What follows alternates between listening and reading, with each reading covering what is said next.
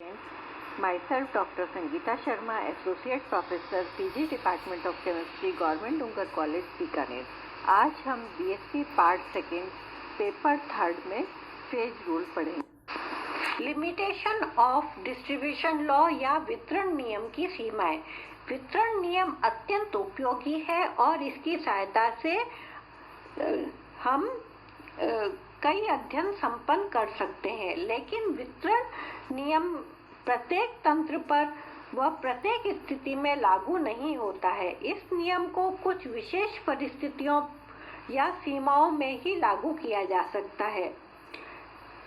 तो यह नियम स्थिर ताप पर लागू होता है, क्योंकि यौगिकों की विलेयता ताप पर निर्भर करती है और भिन्न भिन्न विलायकों में यौगिकों की ताप पर निर्भरता भिन्न भिन्न होती है। अतः वितरण नियम का उपयोग करते समय ताप को या टेम्परेचर को कांस्टेंट रखना चाहिए। दूसरा लिमिटेशन है कि ये तनु विलयन पर ही लागू होता है। विलेय पदार्थ की विलेयता का मान कम होना चाहिए। उदाहरण के तौर पर वितरण की एक्सट्रीम स्थिति में दोनों विलायक विलय में संतृप्त होते हैं। अतः Kd = C1/C2 और C1 और C2 सॉलिबिलिटी के बराबर होने चाहिए, जो S1 और S2 के बराबर होगा। तो हम लिख सकते हैं Kd = C1/C2 S1 और S2। विलय की दोनों विलायकों में विलेयता S1 व S2 का मान जितना अधिक होगा, Kd के मान में विचलन उतना ही अधिक होगा। अतः नियम का पालन केवल उस स्थिति में होगा यदि S1 व S2 के मान कम हो, अर्थात विलेय पदार्थ दोनों ही विलायकों में अल्प विलयशील या स्परेंगली सॉल्युबल हो। तीसरा, दोनों विलायक परस्पर अविलेय अथवा अल्प विलयशील हो और उनकी परस्पर विलेयता के मान पर विलेय पदार्थ की उपस्थिति का कोई प्रभाव ना पड़े।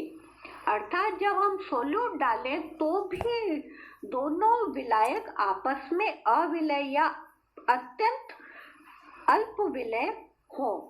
दोनों विलायकों में विलेय पदार्थ की आणविक स्थिति समान होनी चाहिए। यदि किसी एक विलायक में विलेय अणु एसोसिएट या संगुणित हो रहा हो, अथवा वियोजित या डिसोसिएट हो रहा हो, अथवा विलायक के साथ अभिक्रिया या केमिकल रिएक्शन कर रहा हो, तो तीनों ही स्थिति में हम इस पर नर्स का नियम लागू नहीं कर सकते हैं। उसके लिए हमें इस नियम में कुछ संशोधन करना पड़ेगा। तो पहले हम लेते हैं कि यदि विलेय किसी एक विलायक में एसोसिएट या संगुणित हो रहा हो, if the solute is associated in one of the solvent, माना दो विलायक 1 व 2 हैं, वह विलायक सेकंड में विलेय का संगुणन हो रहा हो।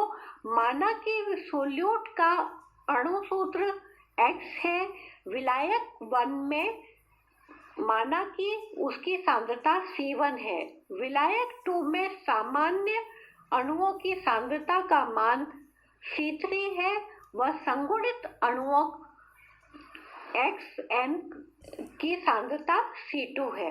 वितरण नियम के अनुसार दोनों विलायकों में विलेय की समान आणविक अवस्था के मध्य साम्य होता है।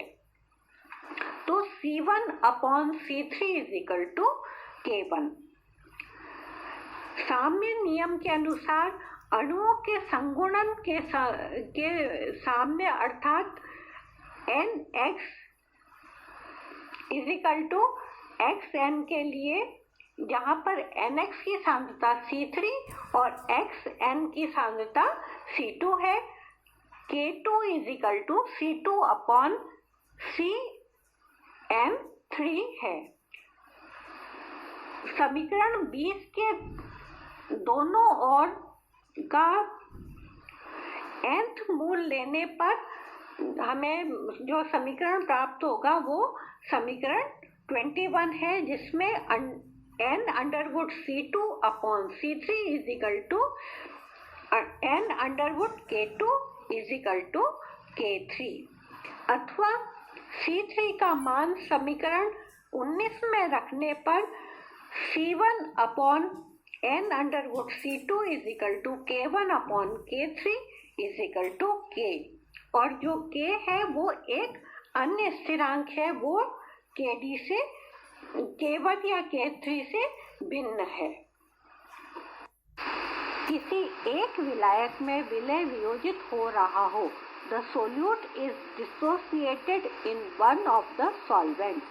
माना कि दो विलायक फर्स्ट व सेकंड में से फर्स्ट में अणु सरल आणविक अवस्था X में है और इसकी सांद्रता C1 है, जबकि सेकंड विलायक में अणु X वियोजित होकर A व B में परिवर्तित हो जाता है।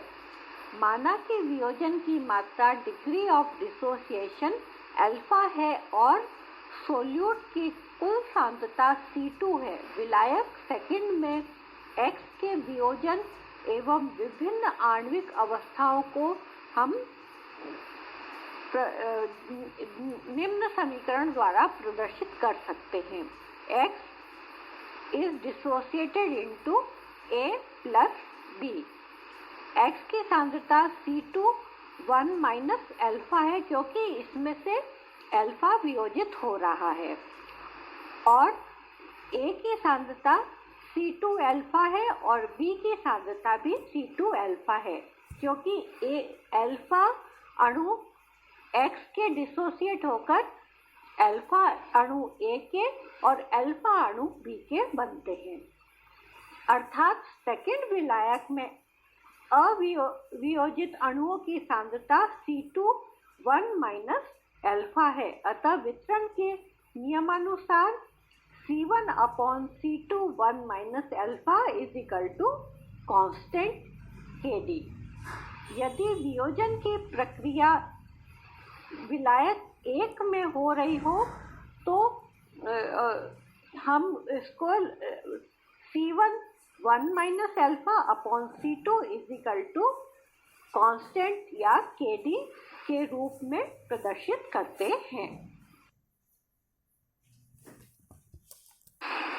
जब विलय किसी एक विलायक के साथ रासायनिक संयोग करता हो, when solute enter into chemical combination with one of the solvent। माना एक विलायक में विलय की सांद्रता C1 है और इसमें से यह आणविक अवस्था X में है।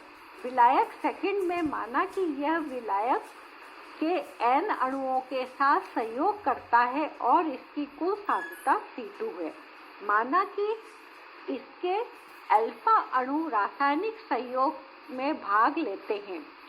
X plus NS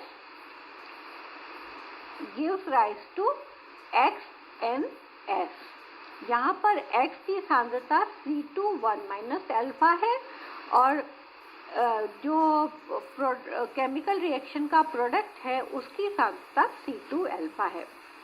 रासायनिक साम्य के नियमानुसार K is equal to C2 alpha upon C2 1 minus alpha into concentration of solvent.